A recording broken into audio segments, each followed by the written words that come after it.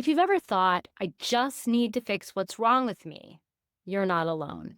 At one time or another, most of we ADHD women have had an experience of believing that we're broken and need to be fixed.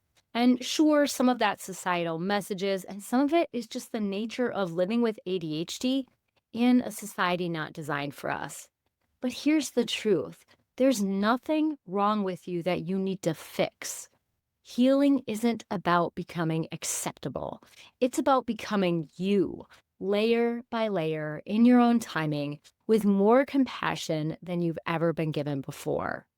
So if you're ready to stop fixing and start healing, so you can have a fuller life so that your ADHD doesn't take over everything, and neither does your fixing your ADHD take over everything, then this episode is for you.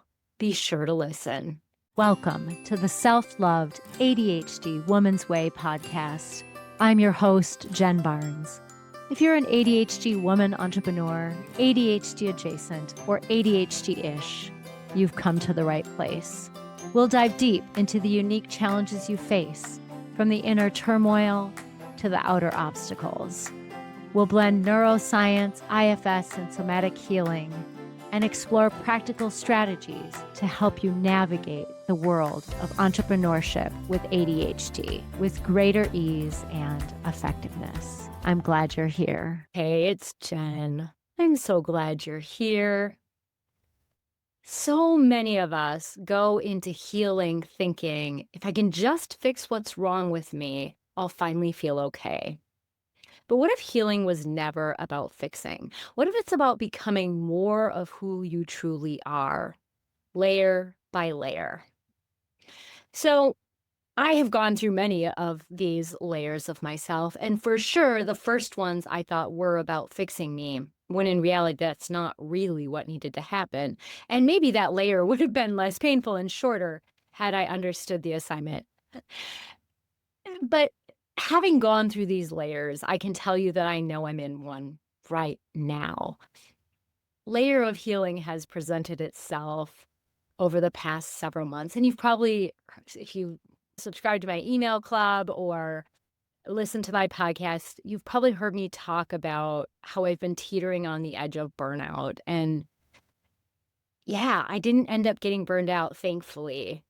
I caught it this time soon enough. However, I was really struggling because sales in my business were declining and dwindling almost completely to a halt, or maybe not almost completely anything. And as that started to happen, I noticed a familiar pattern in myself of pushing, and crashing. One that I talk a lot about that's common among we ADHD women. And when I started noticing this, and how I started noticing it was I was tired. I was having a harder time getting out of bed. I was like not interested in things I usually enjoy, like Zumba. I love to dance and do Zumba, and I was just kind of going through the motions. And those were some of my indicators that things were not working. And so decided to slow down and figure out what needed to happen now, what I was facing at this time in my life, so that I didn't have to wait to get burned out or have things fall apart worse before I did the same layer of healing. And I really did have to choose if I wanted to lean in or not. But having gone through this journey before and sometimes ignoring it, what I know to be true for myself and witnessing the journey of many is that oftentimes we get these hints of like, hey, this isn't working. Hello, not working. And that voice gets louder and louder. And sometimes it gets so loud that things in our life actually start falling apart around us. Like this big boulder just comes crashing in. And so knowing that and knowing I didn't want another boulder because I've been there, done that, I decided to lean in. And so before I share more about that, if I share more about that, I want to talk about this myth of fixing ourselves. A lot of us ADHD women grew up not knowing we had ADHD, but still facing additional criticism, correction, or negative commentary about our ADHD behaviors, depending on how much they showed up. And if you're like Jen, I was the perfect child. My ADHD never showed up. And listen, I was a straight A student. I followed the rules, all that stuff. My ADHD still showed up in things like I had a messy room or my locker was a disaster or I would forget things at school. And even if you didn't have that, what you likely had was masking.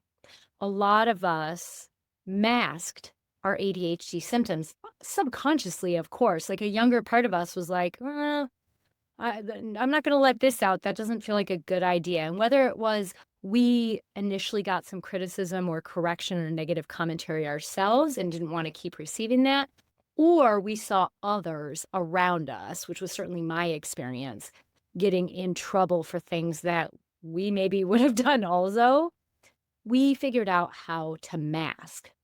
But then this all of this, whether it's the criticism, correction, negative commentary, or the masking through like people pleasing, over functioning, high achievement, perfectionism, all of it leaves us feeling like there is something wrong with us deep down.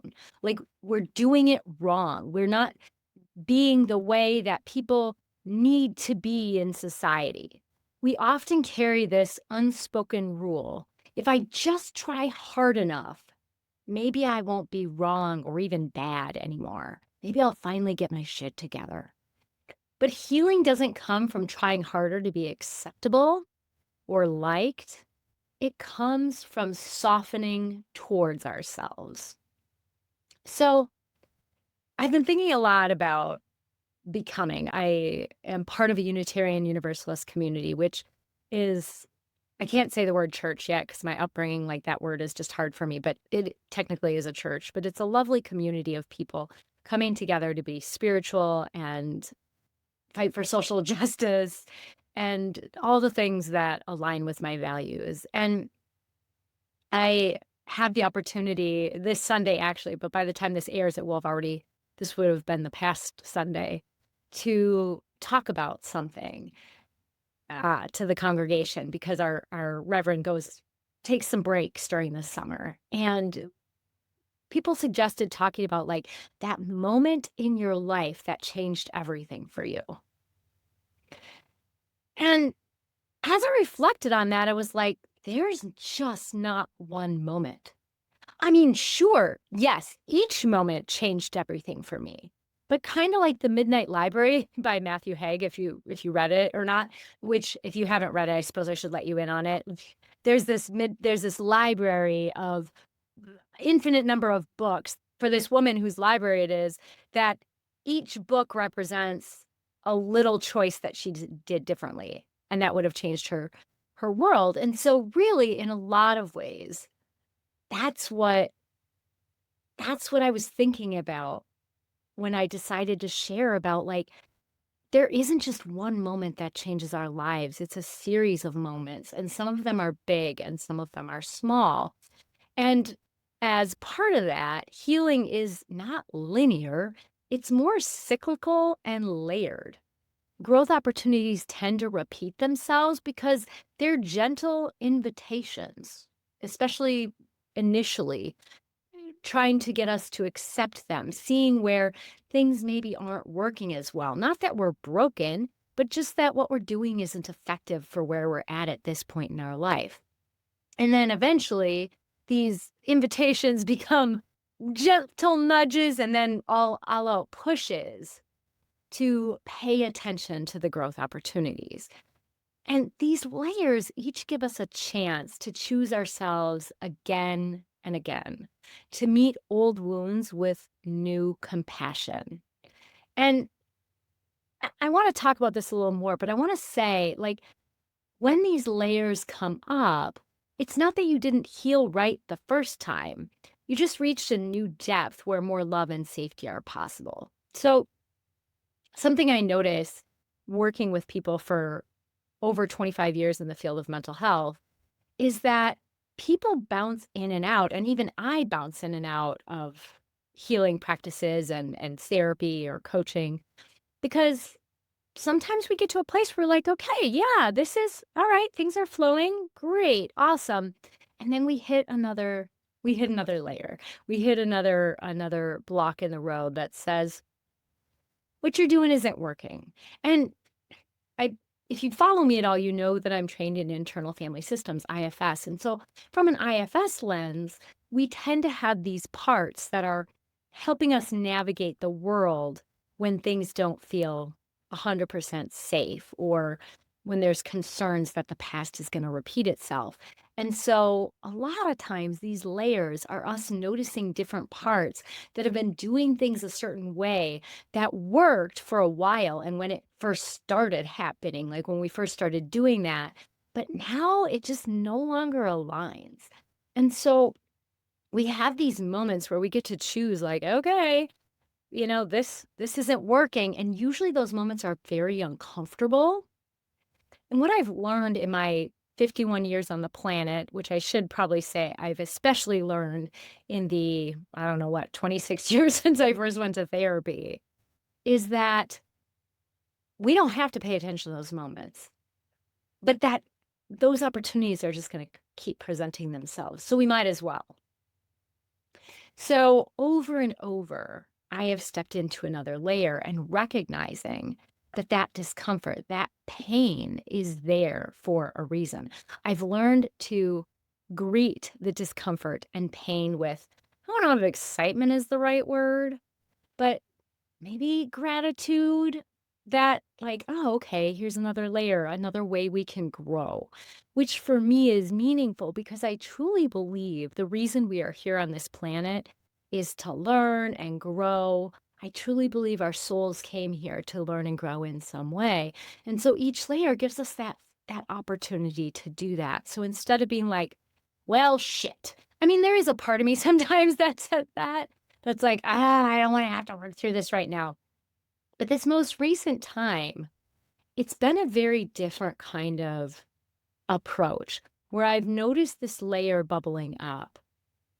And instead of being mad about it, I've been welcoming, almost saying, like, hey, let's do this because what I've been doing isn't working and I'm tired.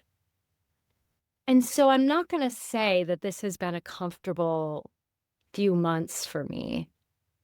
But what I will say is, as I work myself through what's before me, I can see how I am becoming more and more of who I really am. To do this, we often have to find a way to move out of shame. Shame is that old story that something is wrong with you. And Brené Brown talks about shame a lot. Initially was a shame researcher.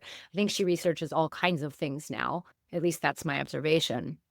Her initial research was on shame, and a lot of us learned shame. I remember growing up in my Catholic school and with my neighbors who were Catholic and them saying things like shame on you as a way to get kids to behave differently, what they thought was better. And maybe it was better, but what we now know is that shame actually doesn't work as a form of discipline because it makes people feel so badly about ourselves that we tend to shut down or just be like, I'm bad anyway, who cares? Or we get so anxious trying to be this perfect box that we fall apart in our 20s. I might be one of in the people in that category. So it's not uncommon for us to carry shame, especially if you're over a certain age, maybe over 40, maybe over 35. I don't know. It depends on your growing up experience. But this idea that something is wrong with you is holding you back. Because if you always believe that something is inherently wrong with you, you're going to have a hard time being out in the world. It's going to be all too easy for other people's choices, the ways they show up, their commentary to or around you. It's going to be too easy for that to impact you and make you spiral. It's going to be too easy for you to just give up and be like, well, I can't. It's going to be hard for you to really put yourself out there, especially if you receive any kind of criticism or complaint because it's going to be like, yep, oh my gosh, I can't handle it because there's still this shame festering. So, what we want to do is, well, the first step is to move towards acceptance. And acceptance is allowing what is true about you right now without judgment. And it might sound like, and I'll use myself as an example. The reality is I haven't had any sales in, gosh, it's been since February now. So, I mean, I've had some for smaller things, but no one in my program. So, wow, I haven't had sales for several months. And there's a part of me that thinks maybe that means I'm defective. And I get that. And that's not necessarily true. It just means that what I've been doing isn't working. And perhaps this not working is the step I need to be able to keep moving. So that is more what acceptance looks like. So if you're in this place of shame and you want to step out of that and into acceptance, think about what that might look like for you. What is the reality of your situation and how can you radically accept that? It doesn't mean that you love it. I'm not like, "Oh, yay, no sales, great." Paying my VA out of my out of my regular pockets. Like that's not my first choice. It's not like you're going to celebrate the pain or what's happening necessarily, but you can accept that okay, this is what's happening and I've been in a stuck place or what I'm doing is ineffective instead of that bad language. And just see if you can do that without judgment. And as you're able to do that, you can start to shift towards compassion, where you meet mistakes or hard moments with understanding instead of criticism. And this is where that IFS lens comes in really, really well. Because inside of IFS, we believe that all of us have parts, not like multiple personalities, like not DID or dissociative identity disorder. That's not what we're talking about. Though they do have separate parts, but they call them alters. But that's not what I'm talking about.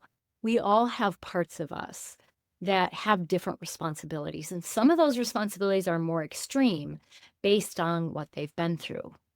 I have had some parts with really extreme messaging around scarcity, given some of how I grew up.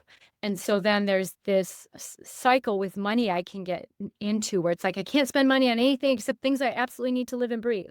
And then, oh my gosh, but I deserve to have something enjoyable. And then that door opens and it's ridiculous. And when that does show up, instead of being like, that's bad or blaming someone, I mean, sure, we can get curious about the source and our story around it, and that can be useful sometimes to unravel how we got to that place. But a lot of times, eventually, it can be useful to say, like, oh, yeah, this part of me came by that cycle of scarcity and overspending. Honestly, it's just trying to help me the only way it knows how. And maybe for me, that's two separate parts that kind of battle it out and are polarized. That seems more likely.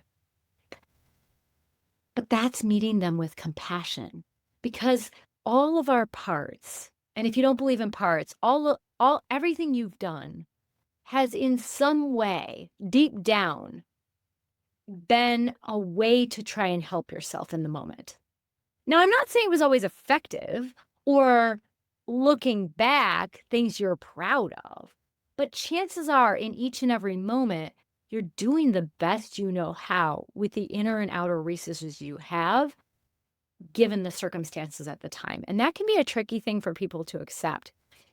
I'm not going to try and convince you of it, but I will say this. Having worked in the field of mental health for 25 years with people who have extreme trauma, kind of trauma that most of us carry, people who have struggled with addiction of any kind, even people who've been to prison.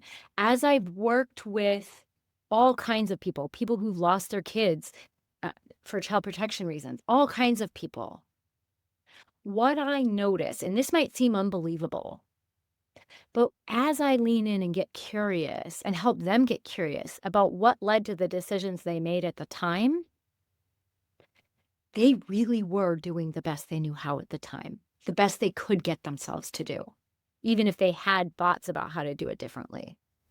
And I've seen that consistently with the exception of one client I had who was legitimately a sociopath.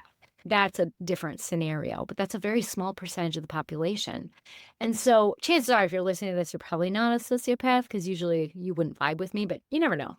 But my point is I suspect if you could step outside and see the different parts of you that have helped you to get to where you are now, you might be able to start to express some compassion, maybe even gratitude for how hard you or your parts, however you want to see it, have tried to make it through whatever hard moments you were greeted with. And as you do that, something softens. Those parts don't need to grip so much onto, like, making you feel badly about yourself or the solutions that they've been using that are ineffective. But usually they're unwilling to make any changes until we can get to a place of compassion and understanding for why we have been the way we've been. And sure, there can be some deeper healing needed here. I do some of this work with my coaching clients, depending on what it is, and then sometimes it's work that has to be done in a therapeutic relationship inside of therapy. But this is work that we can do so that you no longer feel stuck.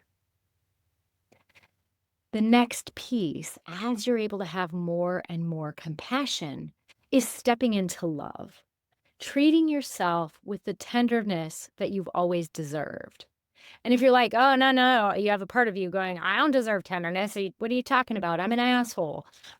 Right? Let's go back to the first piece of acceptance. Okay, maybe there is a part of you who can act like an asshole sometimes, probably as a way to protect yourself. But that doesn't mean you're an asshole. It means that you've been navigating the world from a place of protection. And sure, I'm not saying you're not accountable for or need to take responsibility for or don't need to take responsibility for the things you've done. For sure, both can be true. You can love yourself and see, in fact, I think you almost need to love yourself enough to see that, like, okay, I need to take accountability for this. Because when we love ourselves, that taking accountability doesn't feel so scary. And if you're struggling to love yourself, think about a young lady. Think about a little girl who you know and what you would say to her if she was having a hard time. What you would say to her if she was coming up against some painful or uncomfortable things, AKA a learning opportunity in disguise. You wouldn't tell her that she's worthless or undeserving of love or, you wouldn't criticize her. At least I hope you wouldn't. But here's the thing.